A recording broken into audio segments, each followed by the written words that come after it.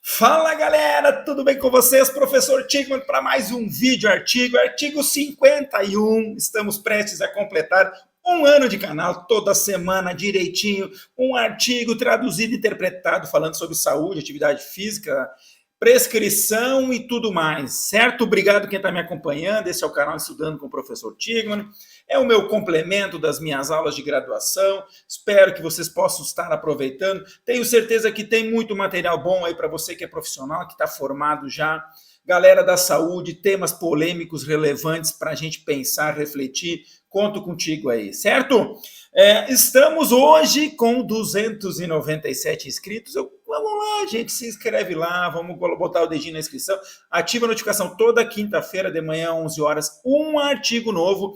E para o segundo ano, novidades, certo? Novidades, vai ter um papo reto com o professor Tigman. Vai ter um papo reto em que eu quero levantar um pouco mais de assunto polêmico. Eu não vou trazer só artigo, quero trazer material de site, notícia, quero fazer umas coisas diferentes com você aí. Vamos ter 2 inserções semanais, aguardem para o segundo ano. Certo, gente?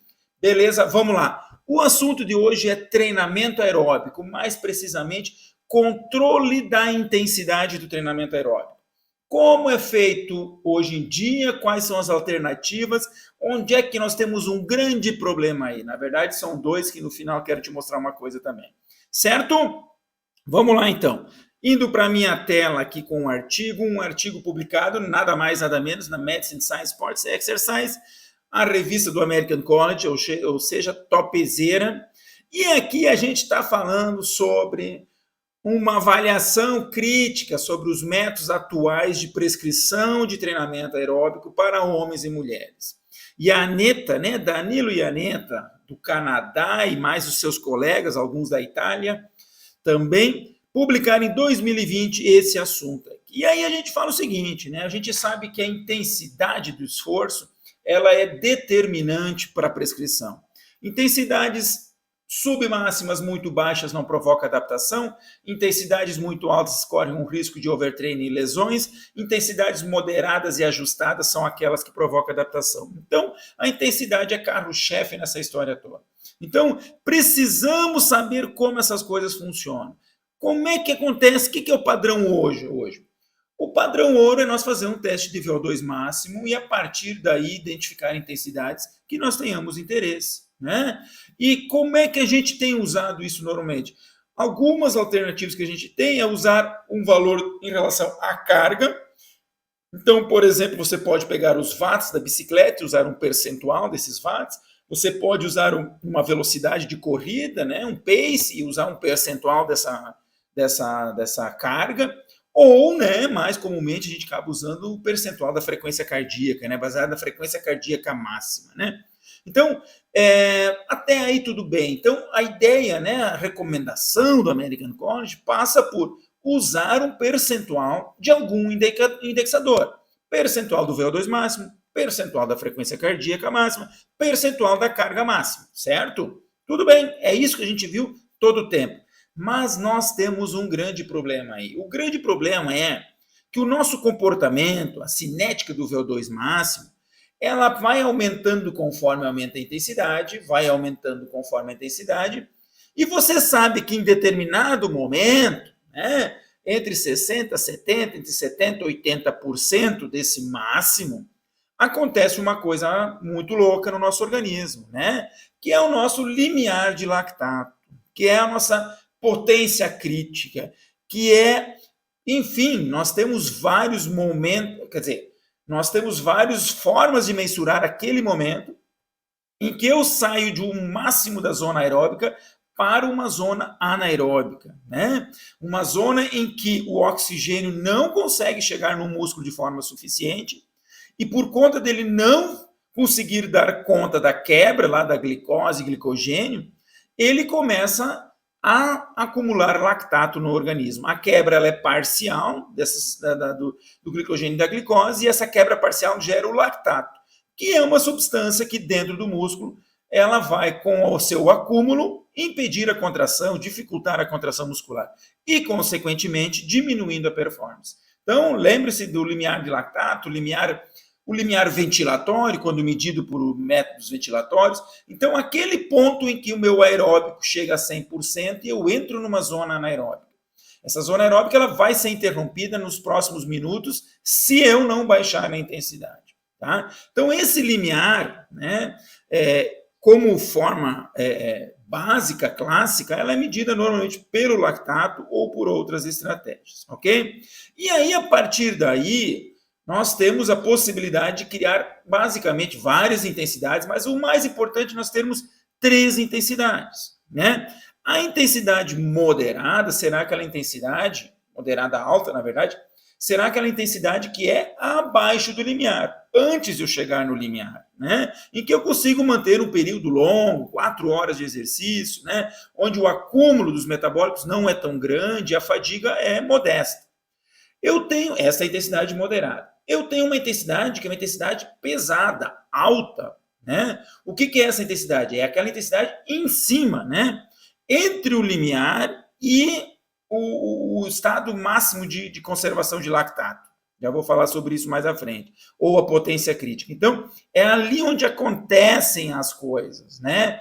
É ali que estamos num ponto em que um pouquinho mais intenso eu começo a entrar em fadiga, um pouco mais para baixo eu perco performance. Então, neste momento, eu consigo manter o exercício por algum tempo, mas não muito tempo, né? Eu vou ter uma fadiga com o passar do tempo, porque é uma intensidade aeróbica máxima. E eu tenho uma intensidade severa, que é uma intensidade muito alta, que é acima desse ponto, né? Onde eu não tenho as condições de tolerar o esforço por muito tempo, tendo uma fadiga muito rápida em alguns minutos, né? Então, eu tenho acúmulo de metabólicos, eu tenho uma fadiga, enfim, e é muito próximo já do VO2 máximo. Então, o que acontece, né? Normalmente, quando a gente fala em percentual de VO2, percentual de frequência cardíaca, a gente não usa o limiar como referência. A gente usa um percentual e a gente não sabe onde está esse limiar. Porque você pega a frequência cardíaca máxima, você sabe onde está o limiar da pessoa, se ela está a 70%, 80%, 90% da frequência cardíaca máxima. Sabendo a frequência cardíaca máxima, você não sabe. Então, você tem que avaliar esse limiar. Muito bem. Então, o que é a sacada desse estudo aqui? O que eles querem fazer, né? Eles querem saber se quando eu uso um percentual da frequência cardíaca máxima ou do VO2 máximo, se eu estou dentro de uma zona de limiar, abaixo ou acima. Até que ponto eu poderia prescrever o treinamento somente usando por percentuais do máximo, certo? E aí é importante, né, gente, que essas recomendações, né, são as recomendações amplamente utilizadas, né? E a gente sabe que as pessoas, o limiar, por exemplo, a frequência cardíaca máxima, a gente usa lá o 220 menos a idade, e ele é meio que igual para as pessoas, né? Por exemplo, pessoas de 20 anos, 220 menos 20 é 200. E mais ou menos fecha, tem uma variabilidade. Agora, o limiar, eu pegar 10 pessoas de 20 anos, o limiar para um pode estar perto de 190 batimentos, o outro pode estar a 160. É muito diferente. Então, identificar o limiar é fundamental. Vamos lá, então. Então, o estudo contou com 100 pessoas, homens e mulheres, né? Sujeitos que eram destreinados até altamente treinados, e que fizeram todas as avaliações em ciclo ergômetro, né? Fizeram um teste de rampa, ou seja, um teste progressivo, e um teste de carga constante, 2 a 4 testes de 30 minutos de carga constante. O que é isso? A ideia é avaliar o máximo estado estável do lactato. O que é isso? Os caras faziam uma carga e durante o 10º minuto até o 30º minuto dessa carga, o lactato não poderia aumentar mais do que 1 milimol, ou seja, é o máximo que você tolera. Se ele não aumentava, aumentava-se a carga para achar uma carga superior. Então, a ideia era achar uma carga em que a pessoa conseguisse aguentar ao máximo, uma carga alta ao máximo, mantendo o lactato estável. Então, eram 2 critérios aí para identificação. Então, foi usado ergospirometria, foi usada avaliação de lactato durante os testes, tanto no de rampa como do lactato estável. A frequência cardíaca foi monitorada, 2 a 3 dias de intervalo entre os 2 testes. Durante o teste de rampa foi avaliado o VO2 máximo, o limiar de lactato, a potência máxima, a carga máxima e a frequência cardíaca máxima, então ela não foi estimada, foi avaliada. A estimativa do estado estável de lactato foi avaliado também em bicicleta, cicloergômetro, certo? E a partir disso aí, foi determinado onde estava o limiar de lactato e onde estava o máximo estado estável de lactato, né? Então, esse era o ponto de intensidade do limiar. Esta intensidade era a intensidade do limiar. E aí se viu em que percentual do VO2 máximo estava esse ponto, se estava abaixo, se estava neste ponto ou estava acima deste limiar. Mesma coisa com a frequência cardíaca e mesma coisa com a carga utilizada, certo? Então, foi utilizado cargas moderadas abaixo do limiar, cargas intensas, pesadas no limiar e cargas severas acima desse limiar, ok? Vamos lá, então, pelos resultados, então. Não esquece, te inscreve, lembra aí, quero fechar 300, pelo menos, esse primeiro ano, 300 inscritos, show de bola, vamos comigo aí, que eu tô aí me esforçando para te gostar do meu material. Vamos lá. Primeira coisa, não foi encontrada uma correlação entre o VO2 máximo e o percentual da carga e o percentual do limiar, né? Ou seja, quem tinha um VO2 mais alto não necessariamente tinha um percentual do limiar mais próximo desse coisa que é um pouco diferente que a literatura traz. Mas o resultado principal deles, né? Primeiro está aqui um dado descritivo, né? Aqui na linha vermelha a gente tem a média do pessoal do VO2, então nós tínhamos, aqui é o VO2 absoluto, vou pegar o relativo, ó. Na média, as mulheres tinham em torno de 45 de VO2, tinha pessoas com VO2 de 35, 25, tinha pessoas, mulheres com VO2 de 65, 60. Nos homens também houve uma distribuição, né? Alguns homens com VO2 de 75, os piores aqui com VO2 de 35, na média, um VO2 de 55, tá? Muito bem. O que é importante? Aqui, deixa eu aumentar um pouquinho. Aqui que tem dados muito importantes. Primeiro, olha só. Em relação ao limiar de lactato, onde estava o limiar de lactato de todos os sujeitos? Tá? Aqui tem a coluna dos homens, das mulheres e dos homens. Eu vou pegar todos para representar apenas. Tá? Em 60% do VO2 máximo se encontrava o limiar de lactato. Então, nós temos, em média, na média, quando chegava nos 60% do VO2 máximo, lá estava o limiar de lactato. 42% da carga máxima e 75% da frequência cardíaca máxima. Então, quando a pessoa chegava em 75%, né, neste batimento ela começava a entrar numa zona anaeróbica, acima do limiar. Isto na média, tá? Houve diferença entre homens e mulheres, tá? As mulheres tiveram seus limiares mais altos comparados aos homens. E no estado estável do lactato, máximo estado do lactato, esses valores eram em 82% do VO2 máximo, 60% da carga e 90% praticamente da frequência cardíaca máxima. Então, nós temos esses dois pontos. Muito bem. Isto na média. Aí é uma coisa importante que a gente tem que entender, gente. Média é um valor que junta todo mundo e que a boa parte da turma está próxima dessa média, mas eu tenho pessoas que estão de um lado da média e pessoas do outro lado da média, acima e abaixo. E aí vem o resultado principal do estudo, que são esses gráficos coloridos. Olha só que legal. Eu vou usar como referência aqui, ó, nós temos as mulheres no lado esquerdo, os homens do lado direito, nós temos o A e B, que é em relação ao VO2 máximo, o C e o D em relação à carga máxima, e o E e o F em relação à frequência cardíaca máxima. Eu vou trabalhar com a frequência cardíaca máxima, porque eu acho que fica mais legal de você entender. Olha só isso aqui, ó. Olha que interessante, tá? O que quer dizer esses dados aqui? Em corzinha, nessa corzinha mais fraca aqui, são as cargas moderadas. Então, eu tenho aqui a quantidade de sujeitos, né, que estavam com uma carga moderada neste percentual da frequência cardíaca. Então, moderada, todos eles, 35% da frequência cardíaca, todos estavam. 40, 45, 50, Quando chega aqui, ó, 60 e 65% da frequência cardíaca máxima, alguns estavam com o moderado pelo limiar e outros já estavam no limiar, que era o pesado.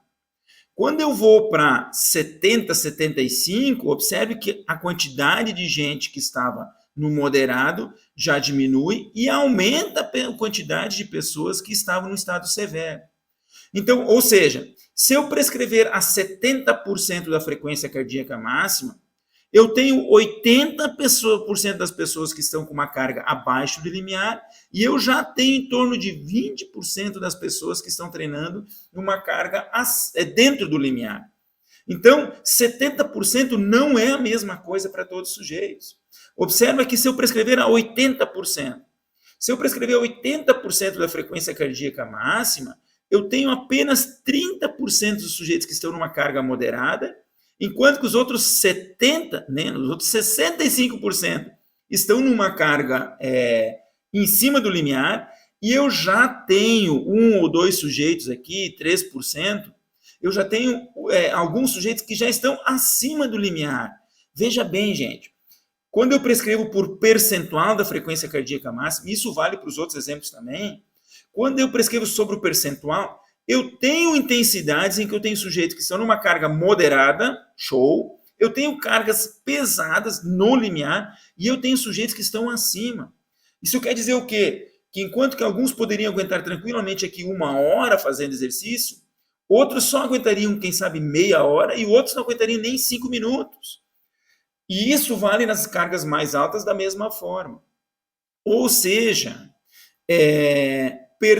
prescrever pelo percentual de frequência cardíaca máxima gera um grande problema, gente. Por quê? Porque não é a mesma coisa para as pessoas. Eu agradeço ao professor Sérgio Gregori, que na sua palestra apresentou no nosso simpósio que nós tivemos aqui no Rio Grande do Sul.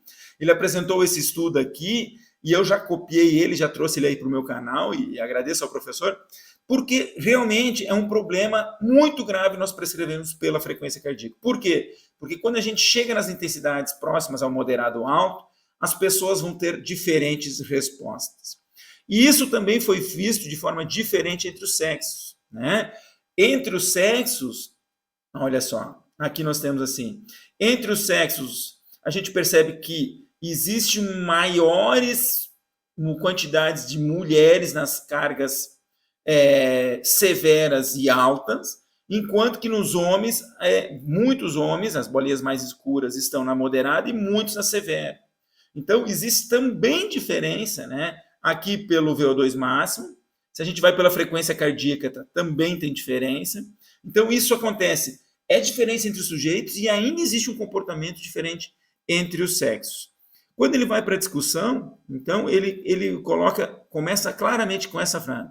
Dessa forma, não é possível garantir uma acuricidade, uma precisão homogênea na prescrição do exercício quando a gente prescreve pelo percentual de frequência cardíaca máxima, percentual de VO2 ou percentual da carga. Não existe essa possibilidade. Por quê? Porque as pessoas têm grandes diferenças, né? E quando ele fala nessas diferenças, né, ele fala da posição em que está o limiar, alguns com o limiar mais próximo do máximo, uns mais abaixo.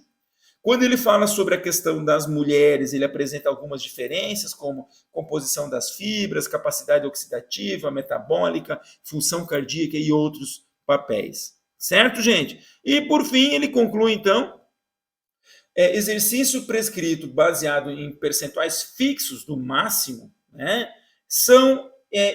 não são precisos, não são acurados, né, e dessa forma dificulta o controle da intensidade, certo?